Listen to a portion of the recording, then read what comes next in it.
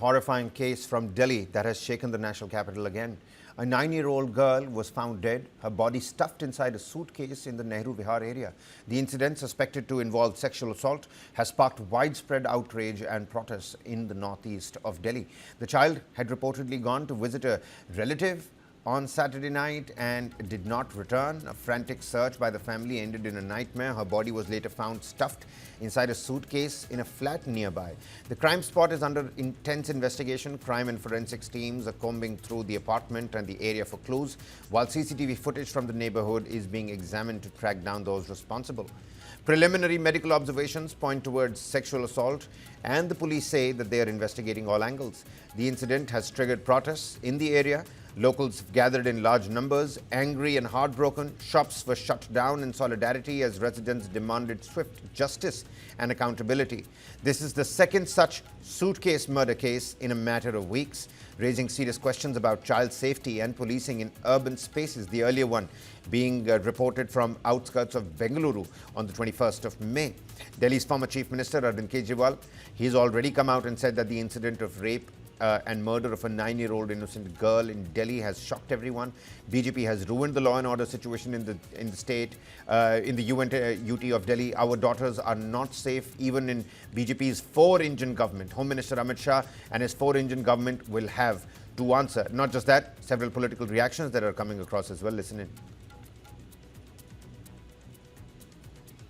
सुसंगत धाराओं में मुकदमा दर्ज कर दिया गया दयालपुर थाने में हत्या, बलात्कार और बलात्कार के उससे प्रयास में हो जाने वाली हत्या, इन धाराओं में मुकदमा दर्ज किया गया। हमने जो प्लेस ऑफ ऑकरेंस है उसको चिन्हित कर सील किया गया और क्राइम और एफएसएल टीम के द्वारा उसको प्रोसेस करके वहां से एग्जिबिट्स इकट्ठा किए गए हैं जो कि हमें इन्वेस्टिगेशन में सबूत के तौर पर इस्तेमाल किए जाएंगे।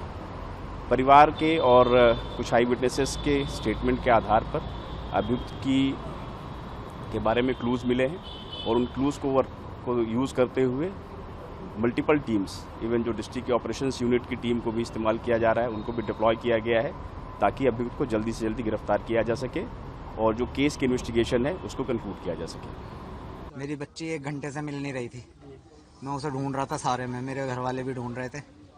फिर हमें एक फ्लैट में उसके होने की खबर मिली। जब हम वहाँ फ्लैट में पहुँचे तो ताला लग रहा था। मैंने उसका ताला अपने हाथों से तोड़ा है। ताला तोड़ने के बाद और भी लोग थे वहाँ पे जब ताला तोड़ा है। ताला तोड़ने के बाद जब मैं फ्लैट में गया, अंधेरा था, मैंने उसमें मोबाइल से टॉर्च जला के देखा तो नीचे ब्रीफ केस पड़ा हुआ था, उसमें मेरी बच्ची बंद थी, वो बेशुद्ध थी बिल्कुल। मैं उसे लेके वहाँ पे गली में ही नर्सिंग होम गया, उन्होंने मुझे यहाँ हॉस्पिटल भेज दिया। 0 पुश्ते लेकर आया, इन्होंने उसे बच्ची को मृत घोषित कर दिया है। उसके भाई पकड़े गए हैं। अभी विक्टिम जो है, मेन विक्टिम, वो फरार है। दिल्ली देश की राजधानी है।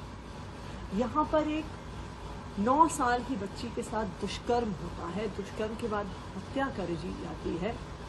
इस पूरे इंसिडेंट ने न सिर्फ दिल्ली को बल्कि पूरे देश को झकझोर दिया है, शर्मसार कर दिया है कि देश की राजधानी में ऐसा हो रहा है। आज भारतीय जनता पार्टी को जवाब देना होगा कि जब उनकी दिल्ली में 4 इंजन की सरकार है, केंद्र सरकार उनकी, पुलिस उनके, मुख्यमंत्री उनकी, एलजी साहब उनके, तो फिर वो हमारी बेटियों को सुरक्षित क्यों नहीं रख सकते हैं? ये उनकी जिम्मेदारी है। जब कोई चुनाव आता है तब अमित शाह जी हर चुनाव में प्रचार करते हुए दिखते हैं। आज एक 9 साल की बच्ची के साथ दुष्कर्म हो जाता है तो अमित शाह जी गायब हैं। रोज किसी मीडिया इवेंट में दिल्ली की मुख्यमंत्री रेखा गुप्ता जी दिखती हैं।